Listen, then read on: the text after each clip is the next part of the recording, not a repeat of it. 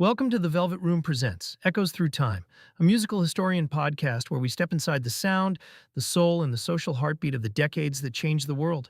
The 1950s, when rhythm broke the rules. I'm your host, Vinnie, and today we're heading back to the 1950s, a time of chrome, jukeboxes, restless youth, and the birth of a musical revolution.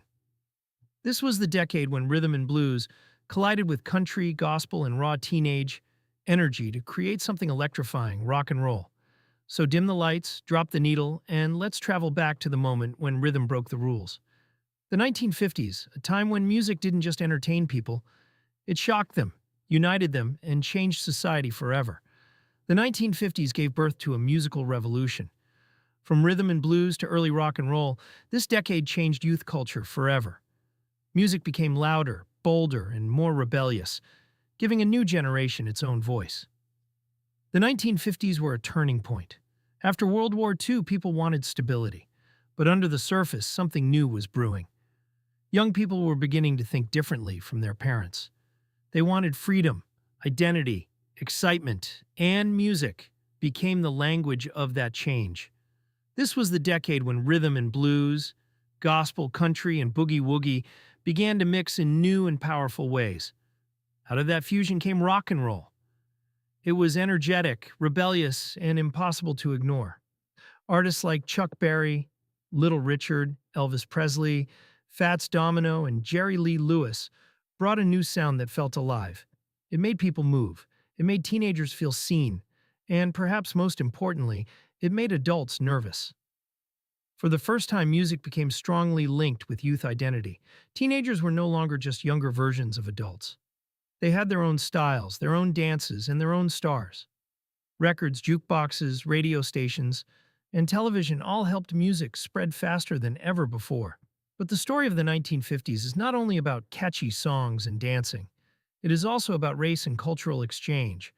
Much of the music that transformed America came directly from black musical traditions, especially blues, rhythm and blues, and gospel.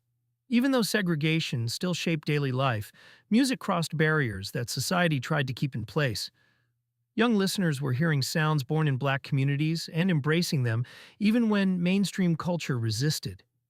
That made music a quiet force for social change. It challenged ideas about race, respectability, and tradition. In some places, it opened doors. In others, it sparked fear. But either way, it could not be stopped. The 1950s also introduced the idea of the music star as a cultural symbol. Artists were no longer just singers. They were personalities, style icons, and symbols of a changing world. The swagger, the hair, the attitude, the dancing, all of it mattered. Music became visual as well as emotional. What made the 1950s so important was that this decade gave permission for music to be disruptive. Before then, popular music often stayed within certain social boundaries. But the 1950s blew those boundaries open. Music became a place where excitement, rebellion, and cultural tension could all meet. By the end of the decade, the world had changed. The groundwork had been laid for the protest songs of the 1960s, the experimentation of the 1970s, and the global pop culture of the 1980s. The 1950s were the spark, the beat that began a cultural fire. So when we think of the 1950s, we should think of more than diners, leather jackets, and jukeboxes. We should think of a musical revolution that gave young people a voice and helped reshape modern culture. This has been Echoes Through Time. Join me next time as we step into the 1960s, a decade when music became the sound of change itself.